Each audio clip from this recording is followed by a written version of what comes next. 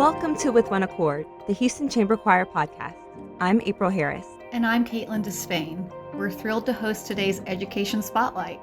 This episode is funded in part by the City of Houston through Houston Arts Alliance and through the generosity of Silvercrest Asset Management Group, celebrating over 20 years in business, providing bespoke investment solutions. We're joined today by Alysia Lee, founder and artistic director of Sister Cities Girlchoir, the Education Program Supervisor of Fine Arts for the Maryland State Department of Education, and president of the Baltimore Children Youth Fund.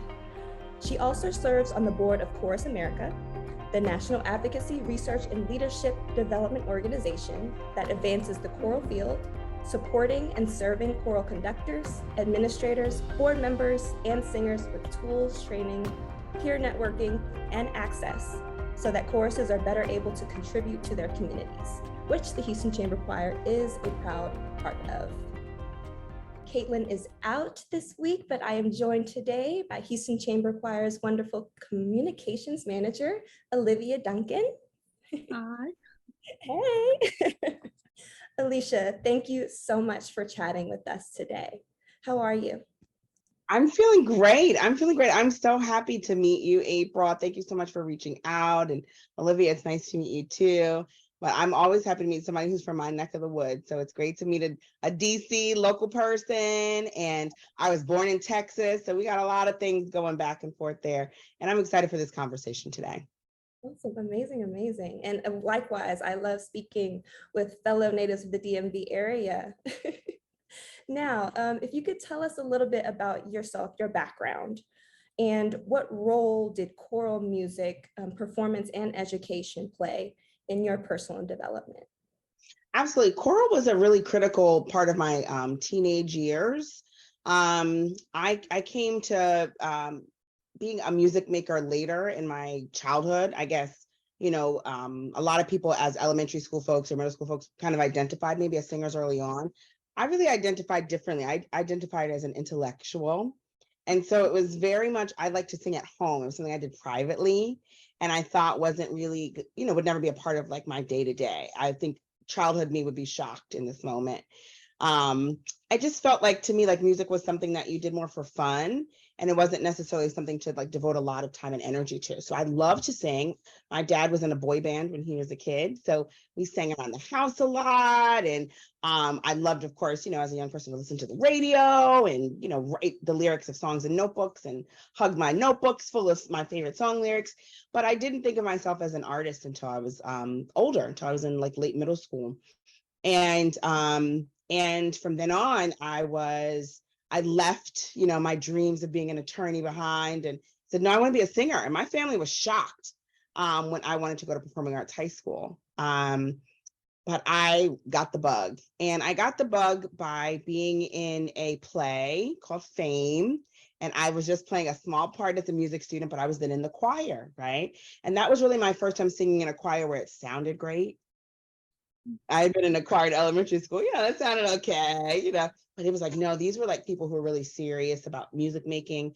And I understood the power of singing together. And I was like, oh, it felt very much like how it felt when I would sing together with my dad at home, right?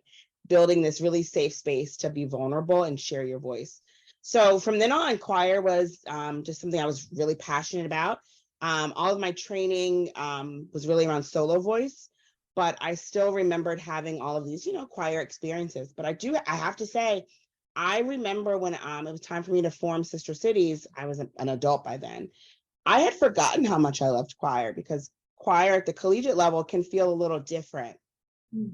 It wasn't as exciting and fun. We were singing really great repertoire. And that was really like the part that was great.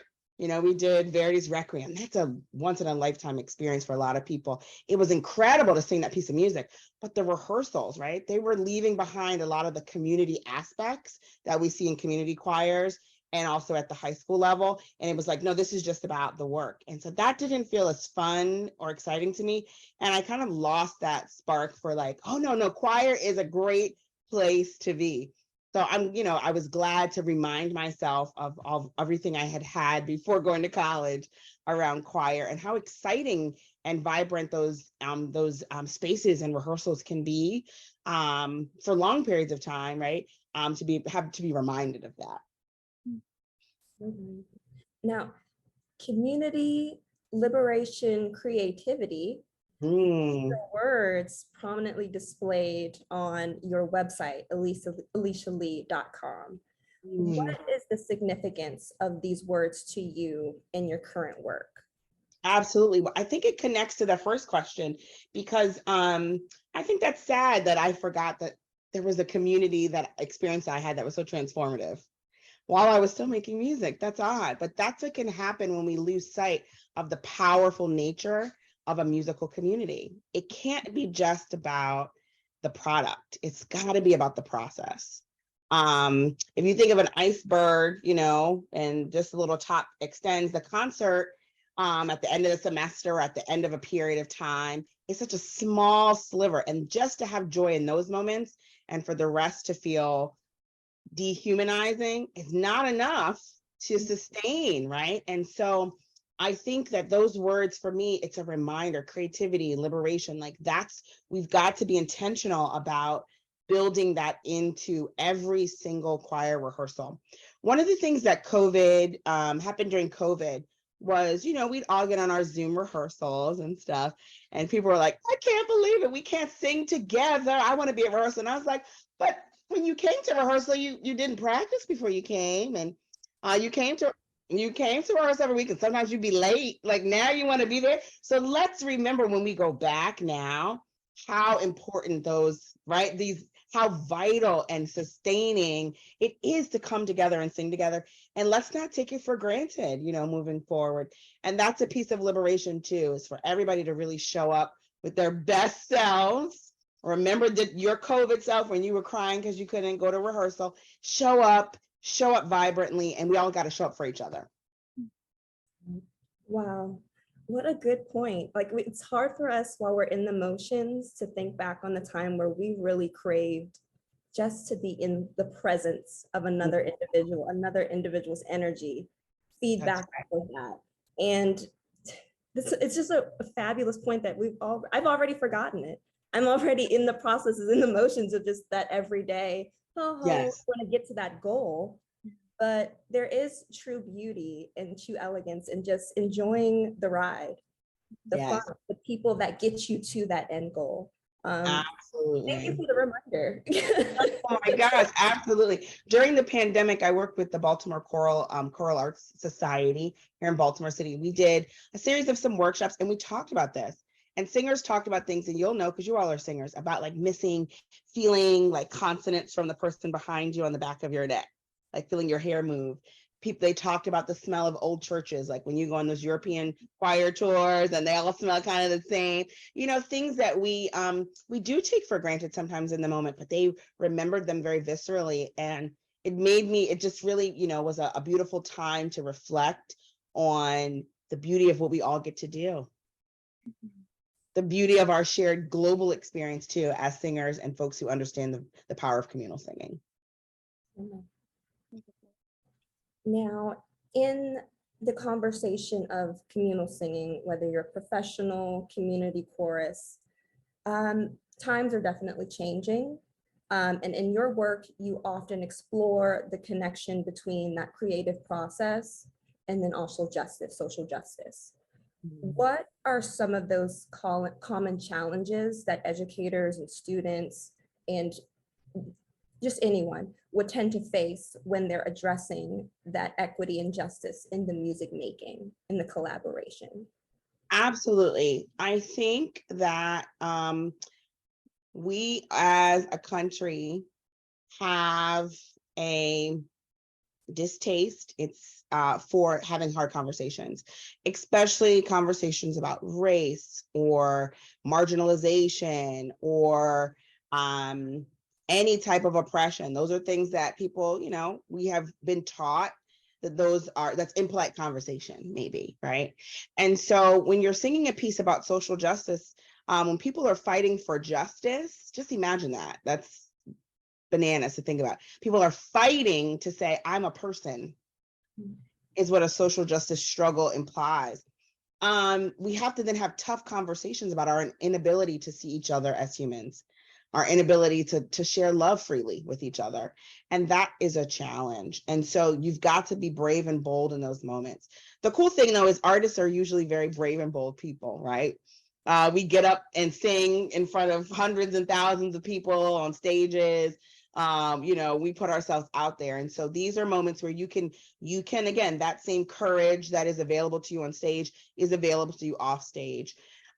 We've got to also remember, we've got to center the people in these conversations that are impacted the most.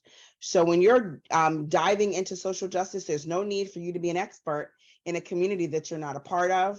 It's a great opportunity to extend an invitation and welcome people in. And I find that people are very generous in not just curiosity, but in engaging with communities that are maybe a little bit curious, but also that are excited to activate.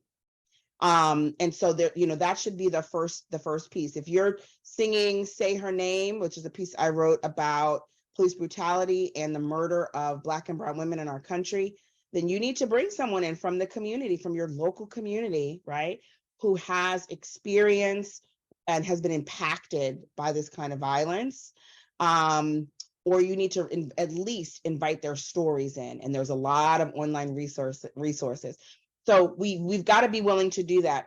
And the thing is a lot of time, one of the challenges is our own brains, because a lot of folks will say, I'm stuck, I don't know where to start. Well, if you were singing Verdi's Requiem, where would you start? Right?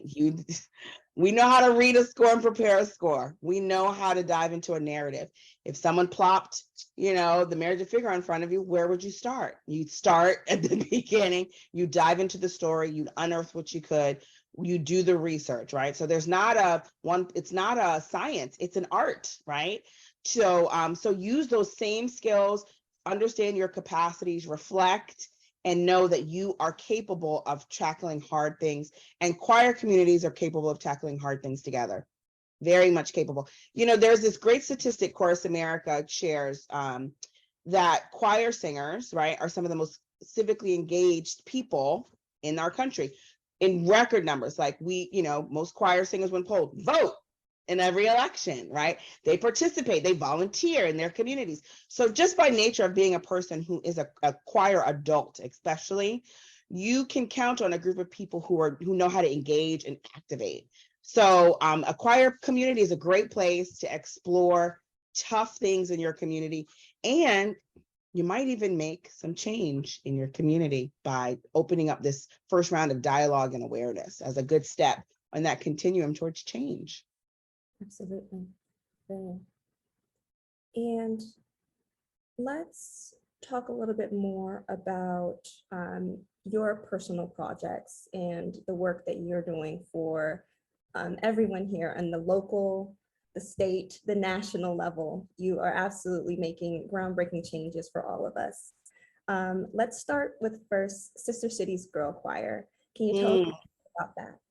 Absolutely. So I started Sister Cities in 2012, which seems like yesterday, but is almost 12 years ago. And it was with this idea. I had learned about El Sistema, which is the music program in Venezuela, Gustavo Dudamel and his incredible work. And I learned about a fellowship here in the United States that was taking classical musicians down to Venezuela to learn about El Sistema, hopefully to come back and recreate El Sistema programs here. And I was so drawn to that, and I applied and was the first singer that they accepted. They were only accepting orchestral musicians at the time.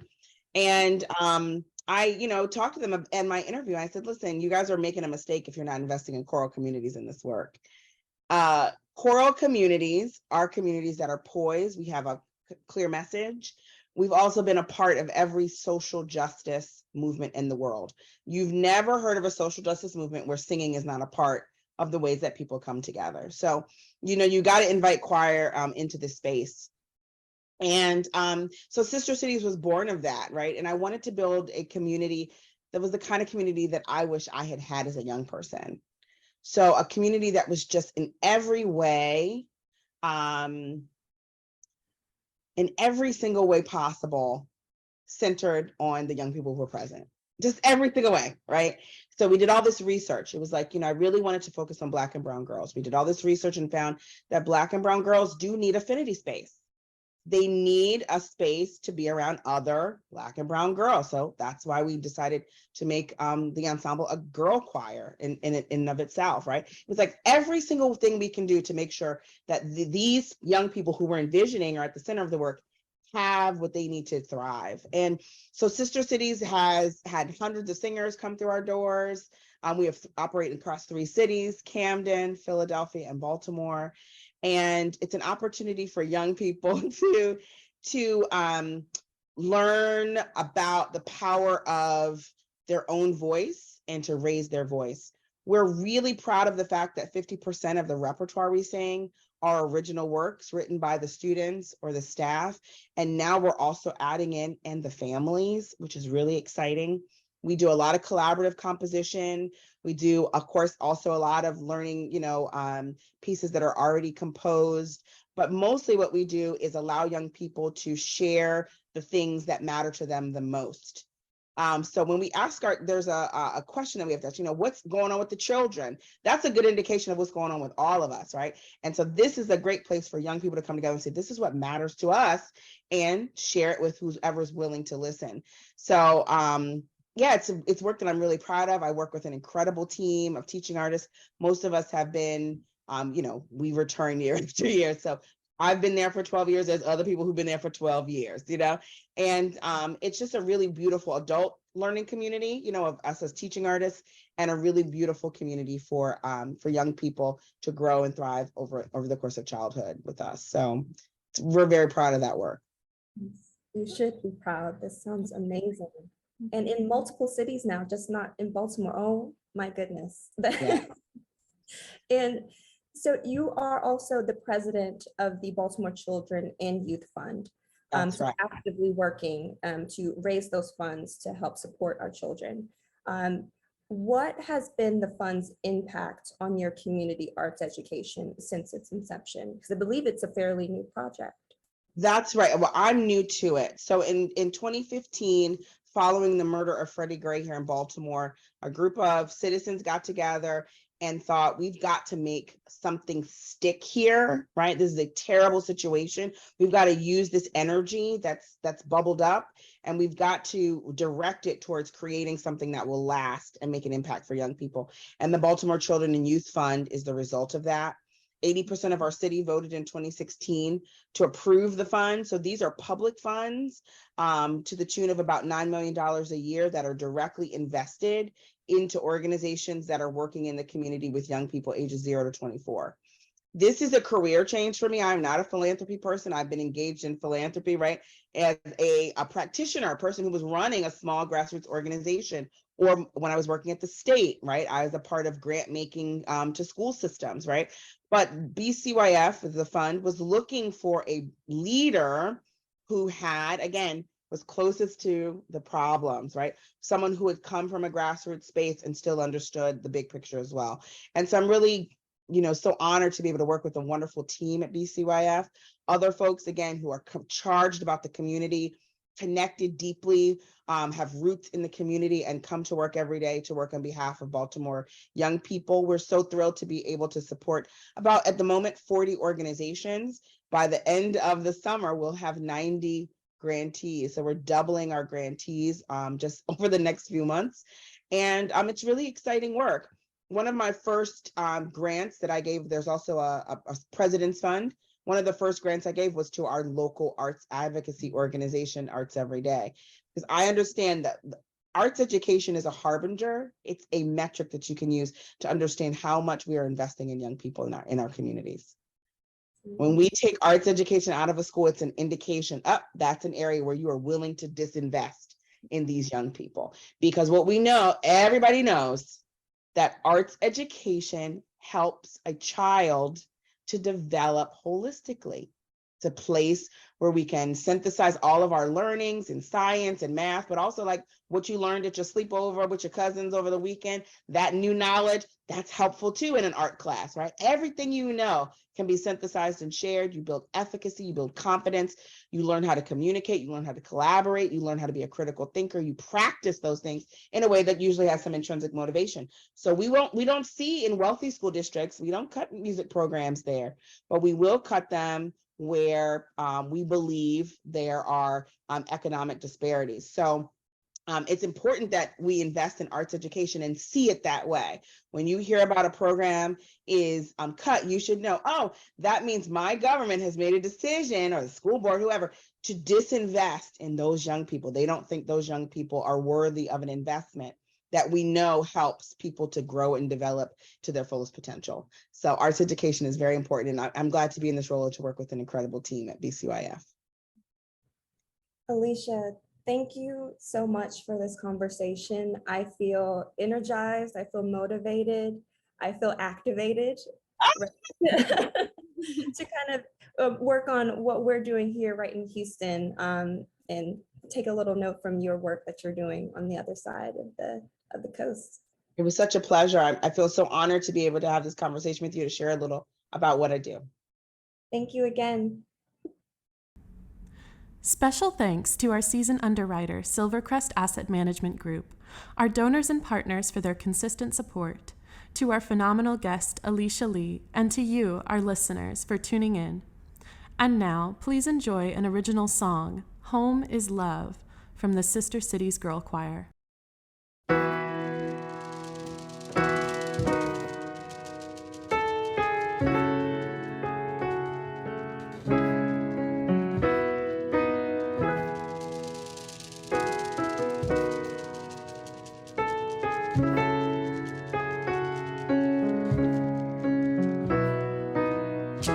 Home is love, home is family.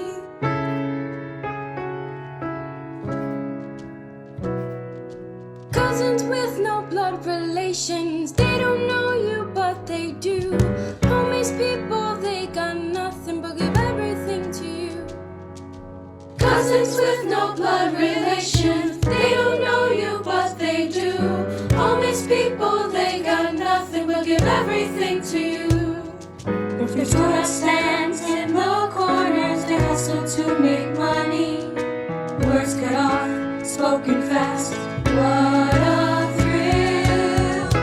Home is love, home is family. Salt water, sand and fish, not just people we live with.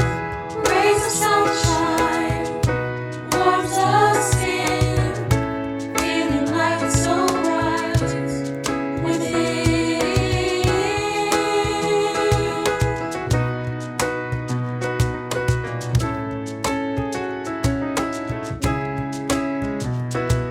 With models bustling with music, home is family.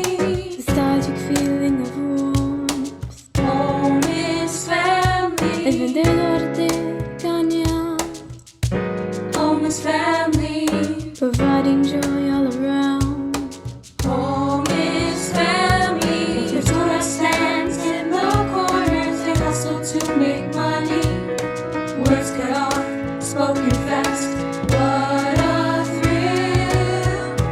Home is love, home is family. Salt water, sand and fish, not just people you live with. Rays of sunshine, warms the skin, feeling like it's so right within. Home is love, home is family. Salt water, sand and fish, not just people you live with. Rays of sunshine, warms the skin, feeling like it's so right within.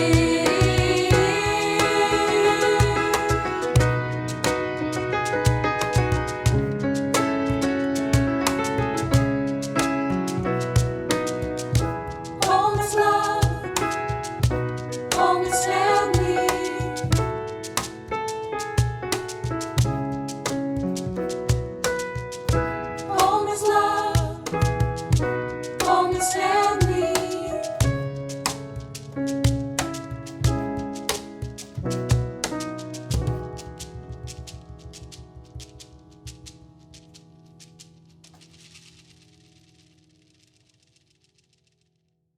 Houston Chamber Choirs with One Accord is your one-stop shop for choral joy. If you enjoyed this podcast, help us to continue our mission to grow the esteem and appreciation of choral music by sharing, reviewing, and subscribing to our content. As a 501c3 nonprofit, support from listeners like you allows us to continue making new and exciting programming. For more information about us and how you can support our work, please visit houstonchamberchoir.org/give.